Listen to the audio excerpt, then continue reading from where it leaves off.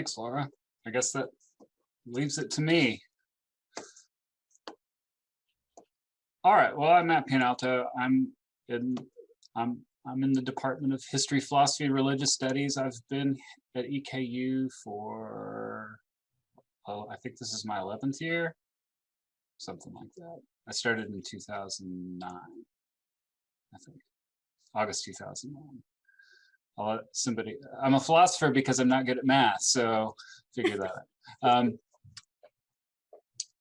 My path to philosophy, I think, like everyone else's, was circuitous because unless you were one of those folks who perhaps goes to a Catholic school, sometimes teach philosophy in high school, and some private schools do. But in my experience, my own experience, and my experience when I ask students is that in public school, philosophy isn't generally something you learn is a thing that you can learn about and study, and like some of the others, my pathway really was through literature. I was interested in English in high school.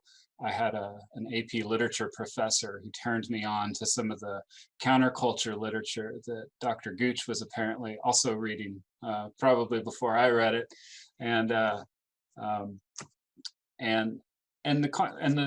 counterculture literature of the 50s and 60s.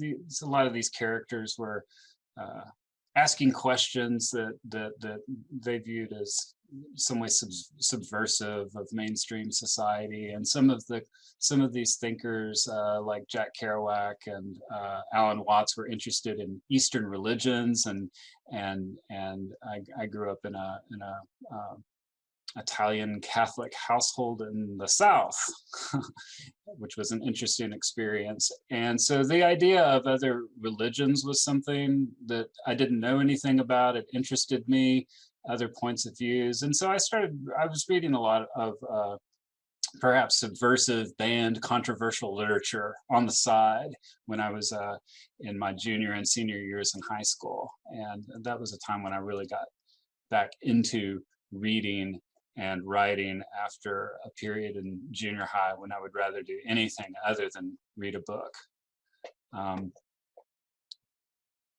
And so when I went to college, I was an English major with the plan of, becoming the next great novelist or something like that. I was always interested in writing, but what I thought writers wrote was stories. That was kind of my idea.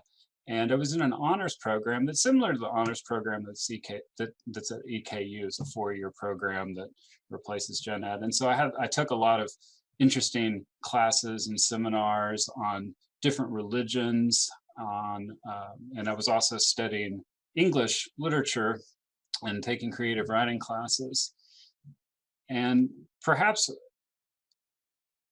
one of the pivotal moments, my path to philosophy had to do, I think, a lot with people nudging me in that direction and saying, "Hey, you're a philosopher. You're asking philosophical questions, or the way that you're interested in this is philosophy. So you should go over there." So in my history of English literature class, part 2 of 4, which was in British literature, Dr. Newhart mentioned British literature, I had to write a paper about Rasselas by Samuel Johnson, which is this tale about an unhappy prince in his walled palace.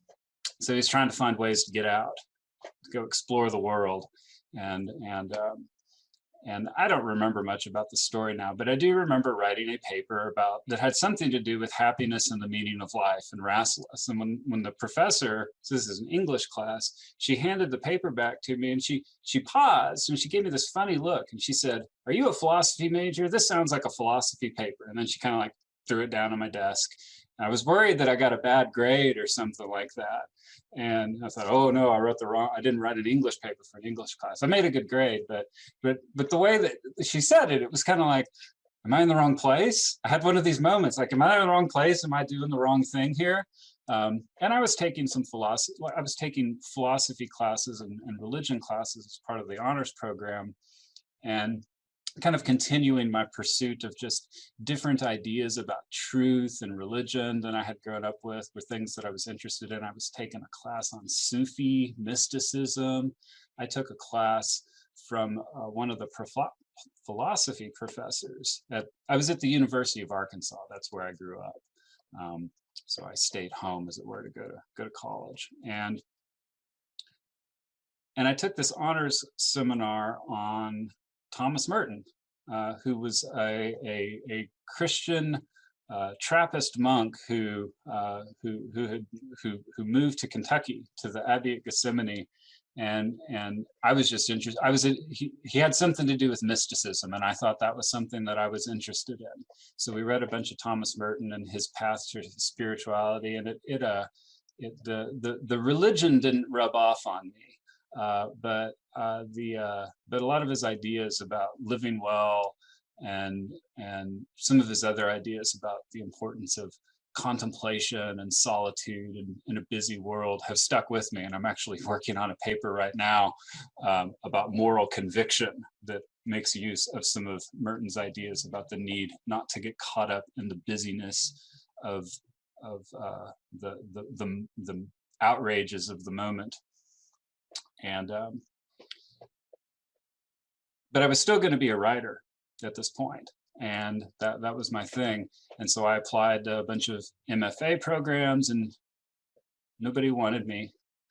So it was time to take so I had no plans for after college, and so I thought I will take a year off. And I was talking to the professor who taught that Merton class, and I'd also taken an introduction to philosophy class from her. And this is another of these places where, my path to philosophy has to do with people. And she said, well, gee, why don't you come study philosophy? Why don't you come to grad school? It was like, wasn't even something that had been on my radar, really. And so she, together with some other folks, put together some recommendations for me, and I was admitted into the master's program at the University of Arkansas to study philosophy.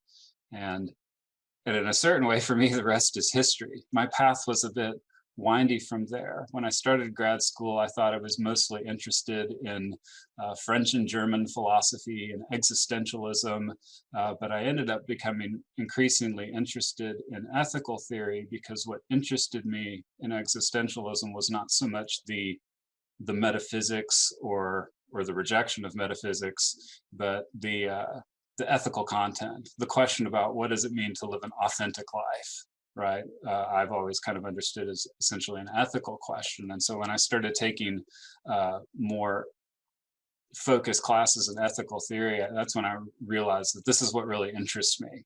And ethics in sort of this very ancient sense of, what does it mean to live the good life, and not just what's right or wrong. I'm increasingly less interested in the moralistic side of ethics, but I am continually interested in questions about what does it mean to live well, what does meaning in life look like, and those are some of the things that I'm working on right now. So that was my path had a lot to do with people helping me see, maybe in a certain sense, where I belonged,